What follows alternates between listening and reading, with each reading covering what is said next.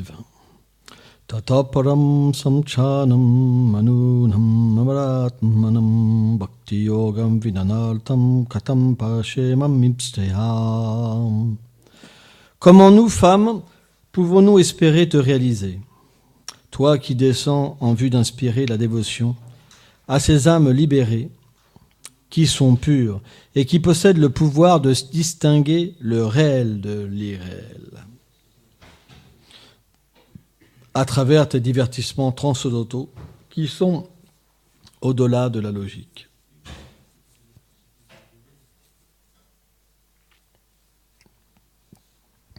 Commentaire.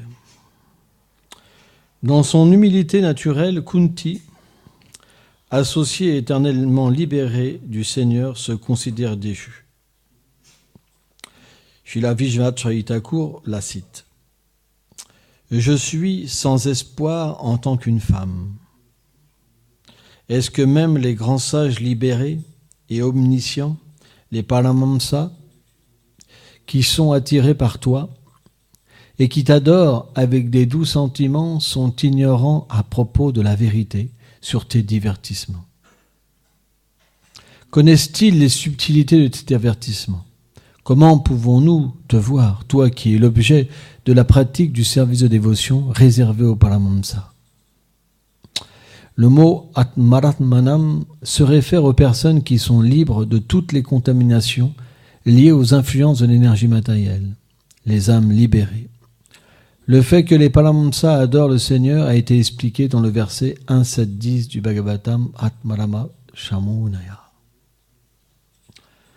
Om Aganati Milandasya Ganam Jalam Shalakaya Shakshuru Meditam Jena Taisme Shigulavenam Namaum Vishnupadaya Goranga Prestaya Rupini Shri Bhakti Vibhudaya Bebonete Namine Namaum Vishnupadaya Gora Prestaya Bhutale Shrimad Bhakti Pramodaya Puri Goswami Namine Namaum Vishnupadaya Krishna Prestaya Bhutale Shrimate Bhakti Vedanta Swami Namine Namaum Vishnupadaya Krishna Prestaya Bhutale Shrimate Bhakti Rajshakar Shriladev Goswami Namine Namaum Vishnupadaya Krishna Prestaya Bhutale Shrimate Bhakti Siddhanta Sarasvati Namine Jai Shri Brahmadva Guja Sarasvat Sampadaya Ki Jai.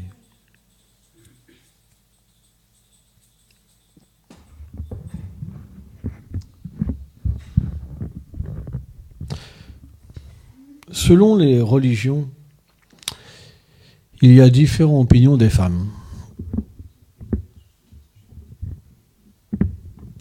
En ce qui nous concerne, le Seigneur nous a expliqué que nous sommes l'âme, pas le corps. C'est vrai, selon l'enveloppe qu'on reçoit, on a une influence particulière de la passion, de l'ignorance et de la vertu.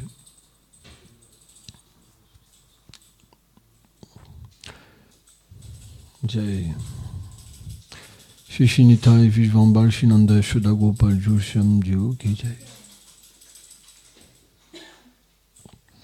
C'est pourquoi, dans les âges passés, les gens naissaient dans des familles particulières, des dynasties particulières, par exemple de Brahmana, de Kshatriya, de Vaishya ou de Shudra, selon les actes passés et selon l'influence de la nature matérielle qu'ils recevaient. C'était quelque chose de naturel.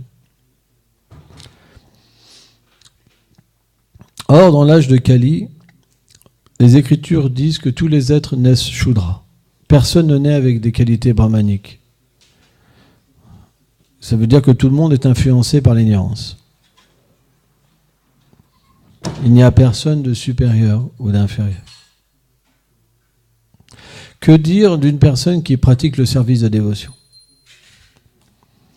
Une femme Vaishnave n'est pas une femme. Elle est avant tout une servante du Seigneur suprême. C'est pourquoi, dans notre philosophie, Srila, par exemple, A.C. Bhaktivedanta Swami Prabhupada, il a engagé les femmes au même titre que les hommes. chose qui n'avait jamais été faite avant. Et on voit encore en Inde, il existe parfois des discriminations qui existent encore entre les femmes et les hommes, même au sein de la société Vaishnava. Mais notre conception, c'est que, qu'on accepte, c'est que nous sommes égaux. Tout le monde peut atteindre la suprême vérité. Or, Kunti est une associée éternelle du Seigneur suprême. Associée éternelle, ça veut dire qu'elle n'est jamais séparée du Seigneur. Elle peut toujours voir le Seigneur. Et toujours avoir prème pour le Seigneur, l'amour pour le Seigneur. Et là, dans son humilité, elle dit, comment moi, qui suis une femme, pourrais-je réaliser le Seigneur suprême? Alors c'est quelque chose qui est déroutant pour les êtres ordinaires, qu'ils vont prendre ces exemples pour justifier que la femme est moins élevée que l'homme. Puisque Kunti elle-même l'avoue. Comment moi, une femme la plus déchue, même les parents Mamsa, est-ce que Seigneur, les parents Mamsa, ils peuvent méditer sur toi véritablement? Parce qu'on sait qu'il y a deux catégories de parents Mamsa, les impersonnalistes et les personnalistes. Même les impersonnalistes, ils ne peuvent pas avoir atteinte de toi. Et même les personnalistes, ils peuvent comprendre juste un tout petit peu de toi. Leur relation éternelle qui les unit à toi. Mais comment moi, une femme, puis-je avoir cette chose qui dépasse tout? Parce que finalement, Kunti, elle est même plus élevée qu'un sage. Parce que les sages, ils peuvent vous donner des bénédictions d'avoir des enfants, d'avoir une vie heureuse, mais ils ne peuvent pas vous donner la bénédiction de rencontrer Krishna. Quoi, sauf les purs dévots, bien sûr. Mais c'est pas que tous les sages sont des âmes libérées. Vishwanath Chaitanya Thakur explique ça. Tous les sages ne sont pas comme Narada Muni.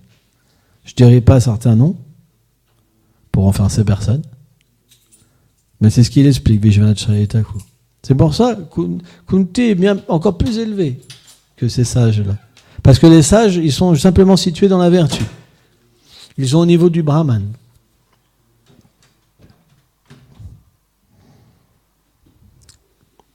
Et dans cette teneur et portée, ce qui est donné, un détail important, c'est que le Seigneur suprême, en fait, permet à l'être de l'atteindre à travers les divertissements qu'il manifeste dans le monde matériel. C'est vraiment très intéressant.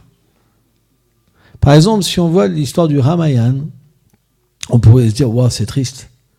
C'est que des problèmes, il pleure tout le temps. Comment c'est possible que le Seigneur suprême soit en lamentation? Il pleure pour son père. Il pleure pour Sita.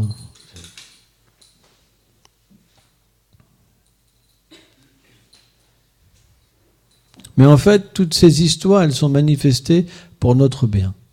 Parce que le Seigneur, premièrement, il aime faire des divertissements.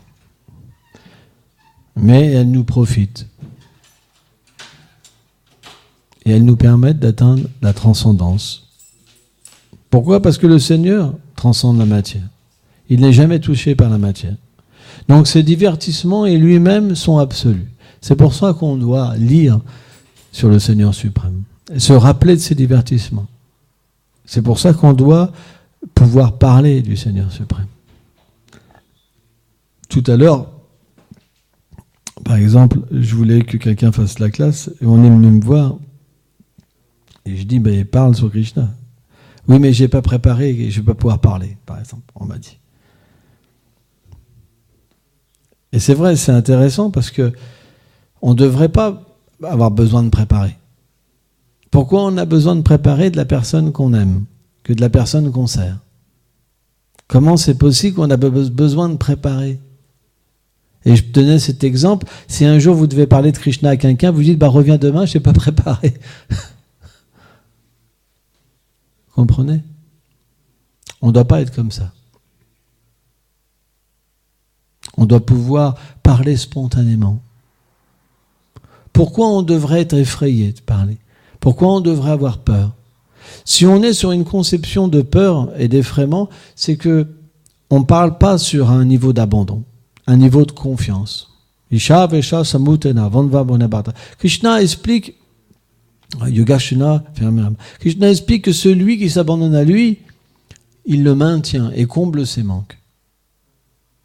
Il suffit simplement de se considérer déchu, de se considérer comme une personne qui ne peut pas parler du Seigneur avec humilité. Et si on vous le demande, vous vous rappelez simplement de la Guru Parampara et du Seigneur suprême. Et vous verrez que l'intelligence viendra. Peu importe ce que vous direz.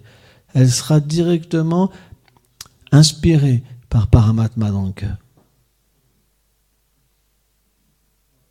Même si vous ne connaissez pas de verset, ce n'est pas grave. Simplement, Prabhupada disait, répétez ce que vous avez entendu. Mais il ne faut pas inventer. Il faut juste répéter. C'est pas compliqué. Juste répéter. Quelle difficulté il y a dans juste répéter? Est-ce que tous les jours vous écoutez pas des classes? Est-ce que tous les jours vous étudiez pas un petit peu? Ou beaucoup? Est-ce que vous n'avez jamais rien entendu? Comment c'est possible qu'on ne peut pas répéter? C'est parce qu'on n'a jamais écouté. Parce que si on n'a jamais écouté, on ne peut pas répéter. C'est pas dans notre cœur. Parce qu'on n'a pas écouté, comme l'écoute n'est pas différente de Krishna, Krishna n'est pas venu dans notre cœur. Et comme il n'est pas dans notre cœur, qu'est-ce qui se passe? On n'a pas d'inspiration à parler de lui. On a besoin de préparer. Alors, il faut bien commencer. Mais il ne faut pas être toujours au début. Notre but, il n'est pas de rester toute la vie à ce niveau-là pour reprendre encore une autre vie, et encore une autre vie, et encore une autre vie, et encore une autre vie. Vous comprenez?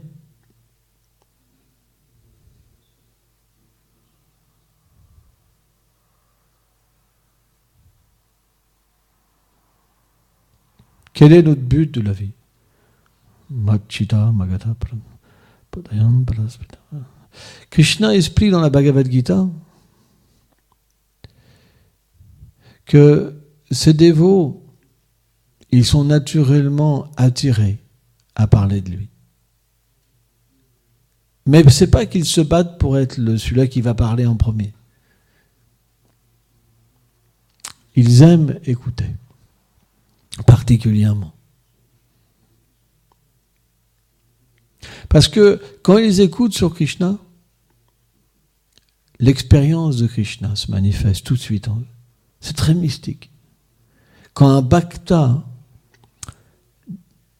écoute un autre bhakta, l'expérience de Krishna se manifeste instantanément. Si quelqu'un est au moins à un niveau madhyam uttama, l'expérience, elle vient. Direct. Il écoute, l'expérience se manifeste. C'est très mystique. Parce que le fruit de l'écoute, c'est une expérience. Elle se transforme dans une expérience. C'est comme quelqu'un qui chante le Mahamantra sans offense. Le chant passe sur un plan secondaire et l'expérience devient première. Mais le mantra est toujours là. C'est lui qui donne l'expérience. De la même manière, quand un pur dévot parle, s'il parle, l'expérience doit venir. Si on n'est pas un Kanishta Bhakta. Kanishta, il n'y a pas d'expérience. Sommeil. Envie de dormir, fatigué, des problèmes. Ça veut dire ça, Kanishta. Kanishta, c'est envie de dormir. Le mental qui parle dans tous les sens. On peut même se vexer quand il y a la classe. Toutes sortes d'expériences. Mais Madhyam, ça veut dire quoi? Madhyam, l'expérience, le goût, Ruchi, l'attachement, Ashakti. Et Bhav, l'expérience. C'est pourquoi nos acharyas ont expliqué qu'on doit écouter. Les gens qui n'écoutent pas, c'est des sots. Parce qu'ils n'ont jamais expérimenté, pour eux l'écoute, c'est pas très important. Ils ne viennent pas écouter les sadhus. Parce qu'il n'y a jamais eu l'expérience. Et quand ils écoutent les sadhus, ah, c'est désagréable. Ah, oh là là, il en a encore après moi. Parce que en fait, tout ce qu'ils écoutent, ils ont l'impression que c'est des critiques sur eux-mêmes. Ils sont tellement fiers. Ils ont tellement de fierté en eux. Ils ont toujours l'impression que la classe, elle est pour eux. Ils se battent. Au lieu de se purifier et d'avoir de l'expérience.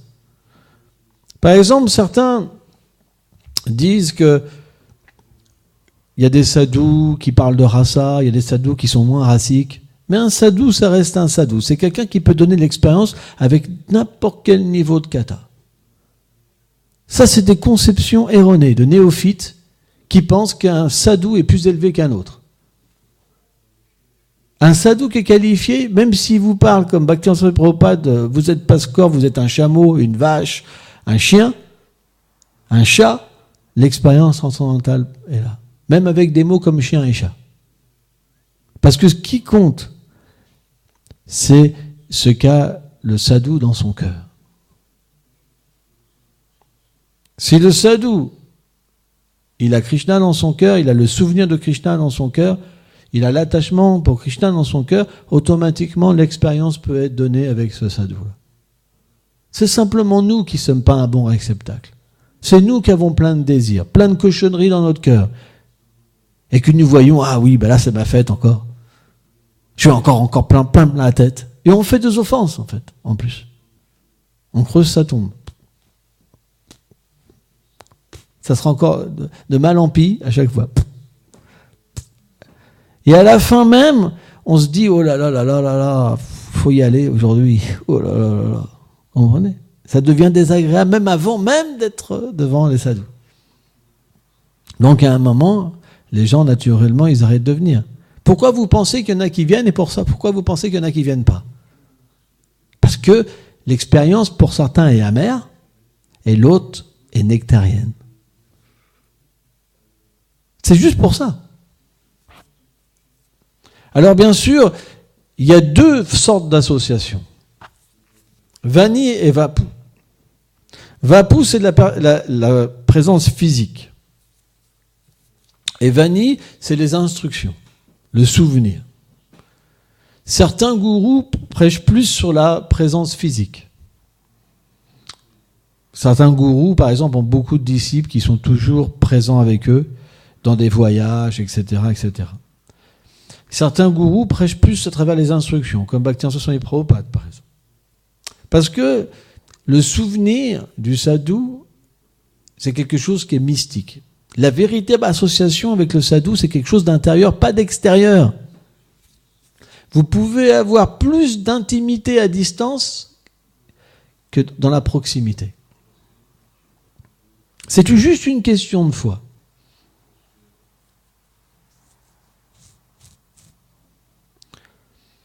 Donc, on doit être des hommes de foi.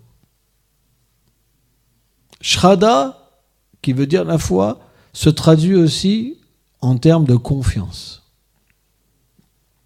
qui est finalement un des membres du Sharanagati.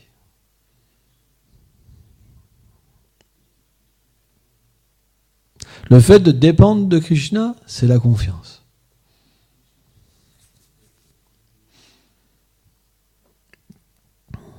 Donc, notre vie, elle doit être dans la confiance. Un dévot qui se dit « demain, qu'est-ce qui va m'arriver ?» c'est pas un dévot. Un dévot qui a peur pour le lendemain, c'est pas un dévot. Un dévot qui dépend d'autre chose que du Seigneur suprême, c'est pas un dévot. Il y a peut-être une apparence, mais intérieurement, c'est pas un dévot.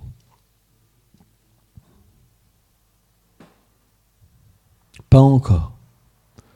C'est juste une apparence, Abbas, Vaishnava Abbas. Le principe du Madhyama Adhikari, c'est le principe de l'abandon. C'est l'entrée dans la voie de l'abandon, de la véritable dévotion. C'est pourquoi Bhaktivinoda Thakur explique que le Madhyam et quelqu'un qui a expérimenté la pure dévotion. Parce que naturellement, quand l'attitude de l'abandon est dans le cœur, même si elle n'est pas tout le temps présente, quand elle est présente, elle donne une réalisation. C'est ce qu'on appelle le Madhyam Adhikari. Le Madhyam, il est parfois dans la réalisation et des fois, il n'y est pas. C'est expliqué, c'est comme quelqu'un qui a un pied dans la transcendance et un pied encore dans le monde matériel.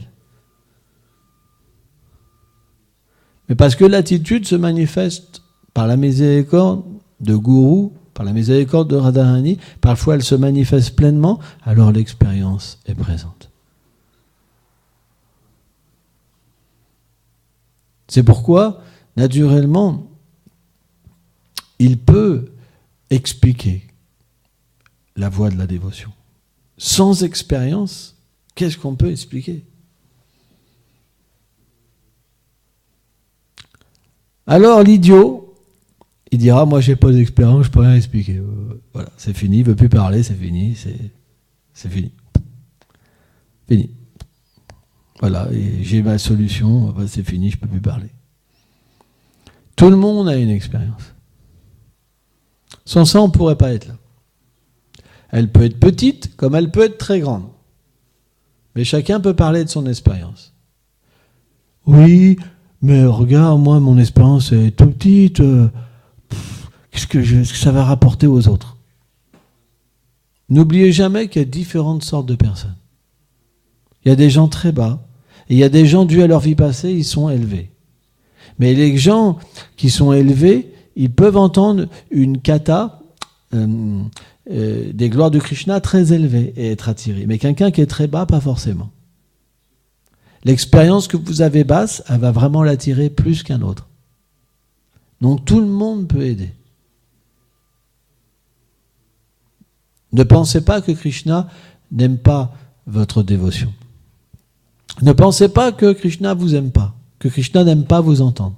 Krishna, il aime tous ses dévots. C'est pour ça que Bhaktivedanta Swami Prabhupada, il voulait que tous ses disciples donnent des classes. C'est très intéressant.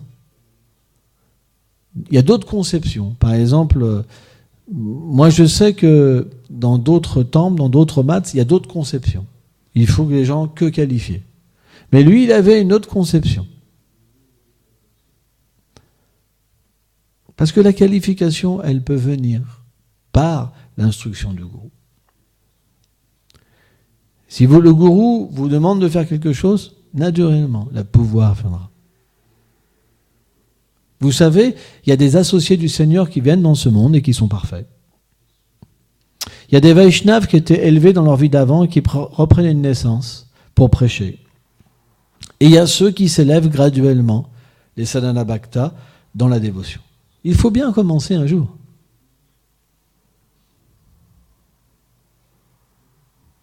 Vous comprenez ? Pourquoi on devrait être toujours comme un cancre au fond de la salle, planqué dans un coin, et toujours rester un cancre en se disant « moi, ça c'est pas pour moi ». Pourquoi on devrait se condamner à être juste un cancre ? Un âne, une vache, un chien, un chat. Par contre, il aboie. Ouah, ouah, ouah, ouah, ouah. Il fait la police. Ouaf, ouaf, ouaf, ouaf, ouaf, ouaf. Il a un sifflet, il a un képi. Là. Il peut être dans la cuisine ou partout, mais là, il fait vraiment la justice. Là. Mais par contre, si on lui demande de parler de Krishna, c'est plus dur. Hein. Là, il n'y a plus personne. Donc c'est sûr, si on est un chien, on ne pourra pas parler de Krishna. Donc ça dépend de notre attitude avec les dévots. Ça dépend de notre méditation. Qu'est-ce que nous a demandé notre gourou ? Notre gourou nous a demandé de maintenir. Ça veut dire quoi, maintenir ? Aimer les dévots, respecter les dévots, mettre une bonne ambiance, harmonie. S'il n'y a pas ça, vous ne pourrez pas parler sur Krishna. Faites-les venir sur un Vyasasana, parler sur Krishna. Il leur faut 1 semaine pour faire un texte. Parce que leur attitude n'est pas bonne. Ils sont comme les chiens. Alors il faut 1 semaine pour changer. Parce que sans ça, il faut que j'ai 1 semaine pour me préparer. Sans ça, ils ne peuvent pas. Ils n'arrivent pas. C'est une façon de parler, vous comprenez? Mais s'il y a une bonne attitude et que notre conscience est toujours sur Krishna, on parle sur Krishna, il n'y a pas de problème.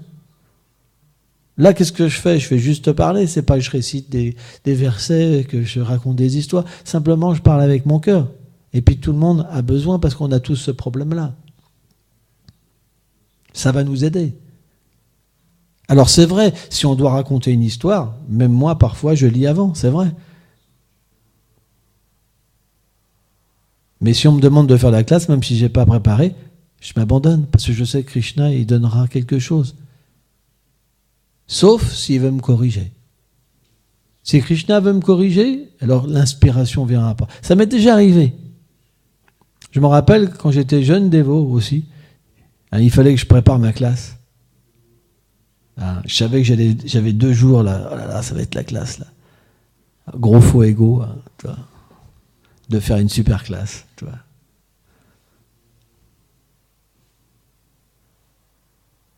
Mais si je m'adressais mal à un dévot, par exemple le matin ou la veille, et après je devais faire la classe, je chantais qu'il n'y avait aucune inspiration. Chaque mot, c'était difficile. Parce que Krishna ne me donnait pas l'inspiration. C'est comme le courant. Quand il est coupé, vous ne pouvez pas avoir d'électricité. Une lampe qui s'allume. C'est tellement difficile, chaque mot. Et vous voyez les dévots, ils s'ennuient quand vous parlez, ils sont là. Ils ont les mâchoires qui se décrochent carrément. C'est un truc terrible. C'est comme la glace, tu sais, vous voyez là, en pitié, Seigneur, aide-moi. Et vous priez.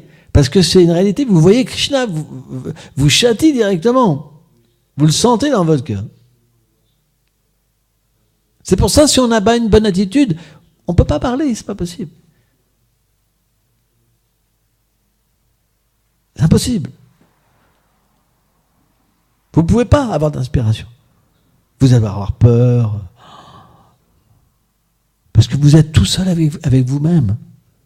Vous êtes limité. Krishna ne peut pas vous aider. Mais comment c'est possible qu'on fasse du service de dévotion tous les jours, qu'on vive dans un temple et qu'on n'a pas d'inspiration pour parler? Moi je dis non, c'est pas possible. Tout le monde devrait avoir de l'inspiration.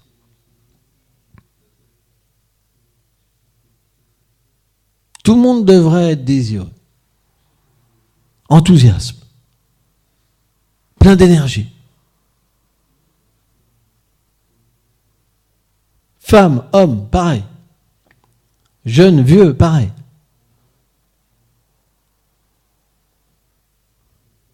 Parce que c'est notre devoir de parler de Krishna. Le Seigneur Mahaprabhu, il a dit, qui que tu vois, parle de Krishna. Donne Krishna. C'est notre devoir, c'est l'instruction du Seigneur suprême. Pourquoi la force ne viendrait pas?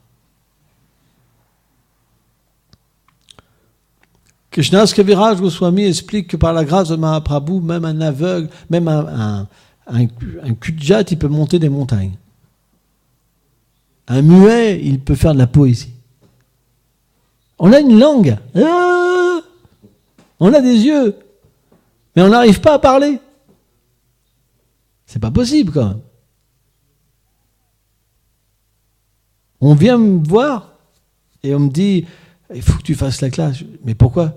Fais la classe. Je ne l'ai pas préparée, je peux faire une lecture. C'est pas possible. Ça ne peut pas exister. Notre vie, c'est Krishna.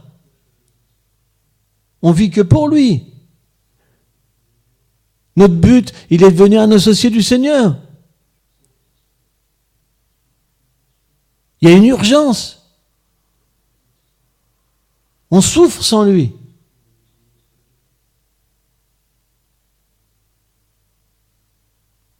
Et si on ne peut pas parler de lui, c'est ce qu'il y a de pire. Si on ne peut pas chanter son nom, c'est ce qu'il y a de pire. Parce que quelqu'un qui aime, il a besoin d'être en contact avec celui qu'il aime. C'est pour ça qu'il chante tout le temps, il parle tout le temps de Krishna. Il fait des activités pour Krishna, il cuisine pour Krishna, il habille pour Krishna. Tout le temps, tout ce qu'il fait, c'est pour lui. Il dort pour lui, il se lave pour lui. Il parle pour lui. Il conduit pour lui. Il mange pour lui. Tout ce qu'il fait, c'est pour lui. Comment c'est possible qu'on ne puisse pas parler de Krishna si on vit que pour lui?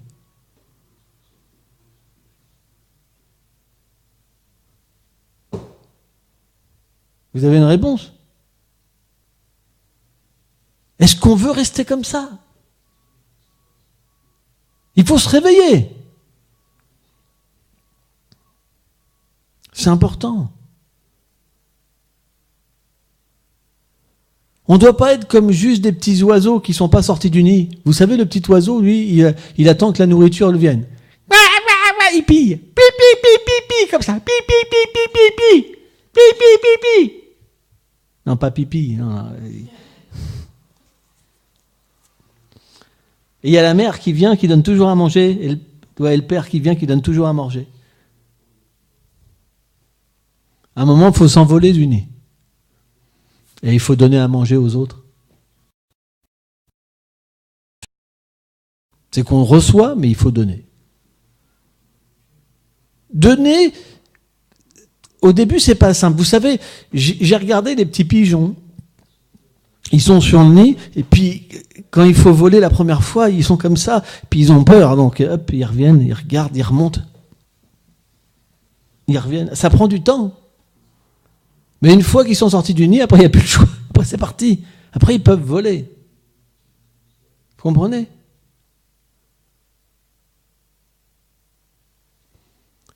C'est juste au début. Il faut apprendre à dépendre du Seigneur suprême. Parce que quand on était un matérialiste, on n'avait pas cette conscience, ce réflexe, cet amour. On nous avait appris, sois fort, mon fils. Ne dépends de personne, mon fils. On a été des faux gourous. On a eu des faux gourous. On en a subi les conséquences. C'est qu'on a attrapé une maladie très grave. Et à cause de ça, il n'y a pas d'inspiration divine en nous.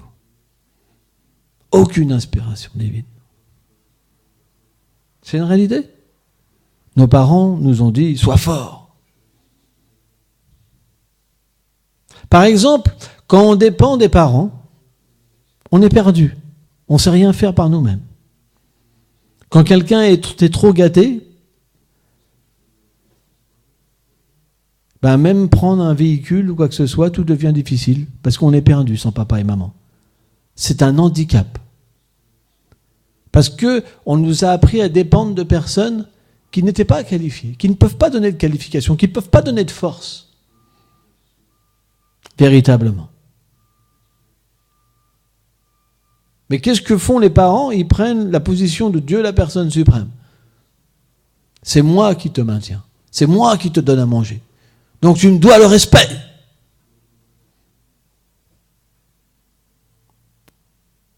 Et si vous appelez pas le papa, une fois moi j'ai appelé mon père par son prénom.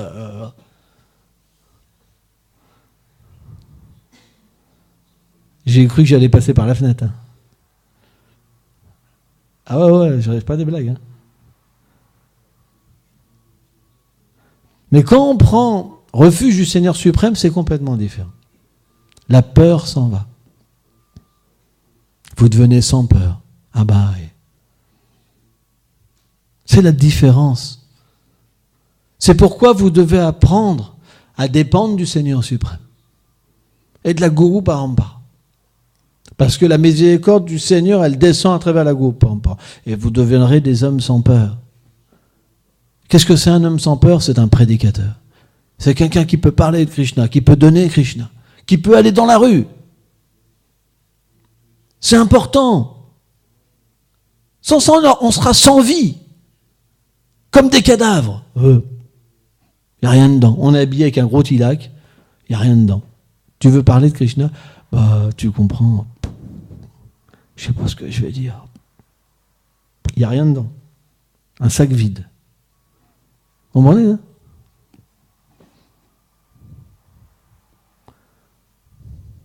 Bah ouais, mais c'est un peu ce qui se passe quand même. Et puis quand on entend ça, on devient tout petit, très humble. Et puis un quart d'heure après, on redevient plus gonflé. Ouais. C'est pourquoi on devrait avoir une rééducation. La rééducation. Les communistes, par exemple, ils disaient la rééducation par le travail. Ben, nous aussi, on devrait avoir une rééducation. La rééducation par le fait de parler de Krishna. Mais c'est ce que je vais faire. Maintenant, ceux qui offrent trop leur bouche, là, qui vont jouer les durs, là, dans le temple, là, et bien à partir d'aujourd'hui, dès que je vais avoir un écho d'une personne qui se prend pour je sais plus qui, et ben je vais le mettre à parler de Krishna. On va voir qu'est-ce que c'est. Si c'est si simple. Ou à distribuer des livres. On va les mettre dans la rue, ceux-là. Et ils vont voir qu'ils ne sont pas si forts que ça. Et quand ils vont revenir au temple, ils seront plus humbles. C'est trop facile de vivre au temple, bien au chaud, bien manger, d'avoir aucun problème, et puis de s'en prendre aux autres, être toujours en colère, être redevable pour personne. C'est trop facile. On devrait comprendre qu'on nous a fait un tel cadeau. On a une vie tellement merveilleuse, tellement douce. Parce que sans ça, dehors, il faudra aller travailler 8 heures par jour, se faire de l'anxiété pour le loyer, pour ceci, cela. Trouver du temps, des amis. Il y a tellement de choses à faire pour avoir des problèmes. On nous a donné une vie si simple. Une vie tellement merveilleuse, sans aucun problème. Un dévot qui vit dans un temple, il est comme un oiseau dans un nid. Il n'a aucun problème, il est comme un enfant, il a juste besoin de développer de l'amour. Comment c'est possible qu'on a des teignes ici? Qu'on a des gens qui peuvent même pas comprendre ce qu'ils ont reçu? Et qui se mettent en colère, qui sont jamais contents. Comment c'est possible? Parce qu'ils essayent de contrôler dans le monde transcendantal du Seigneur suprême. Ils sont devenus comme des asuras.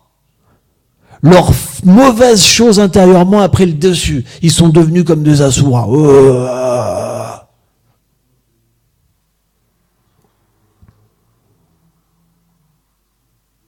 Qu'est-ce que fait Krishna avec les asuras?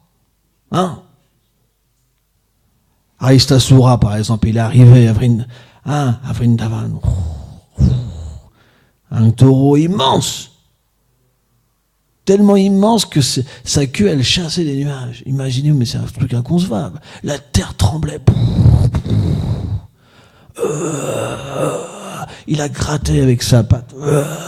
Il a commencé à courir partout. Moi, j'entends des fois des personnes comme ça qui sont en colère. Ils montent les escaliers, boum, boum. Ça me fait penser à Aristasura. Je sais que bientôt Krishna viendra pour les terrasser. Parce que dans la maison du Seigneur, on ne peut pas rester comme ça.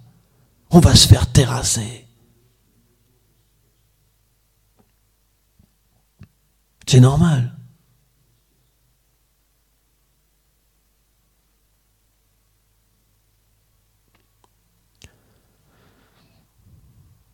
Donc le point, c'est qu'on ne doit pas être un asura.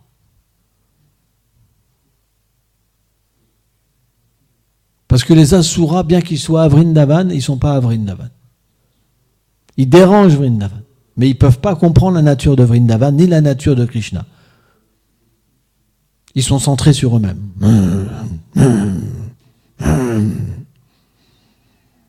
Leur patron, c'est pas Radharani, c'est Kamcha. Leur gourou, c'est Kamcha. Si quelqu'un leur fait du mal, il faut les descendre. C'est le gourou, c'est Kamcha.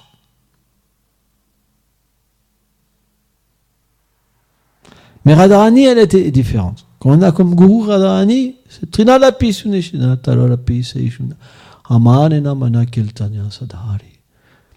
Humilité, tolérance, respect.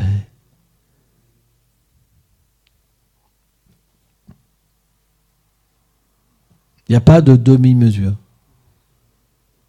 Il ne faut pas se tromper de gourou. On n'adore pas Kamcha, mais Radharani. Hein, c'est très important.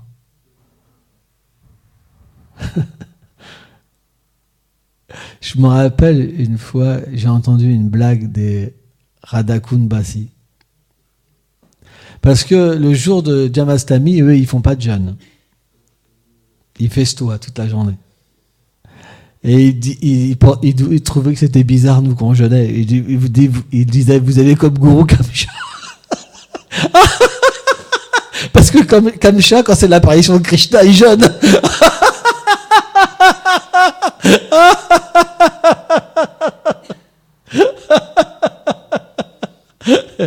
Bon, c'est de l'humour, hein, c'est comme ça. Parce que c'est les Écritures qui expliquent qu'on doit jeûner.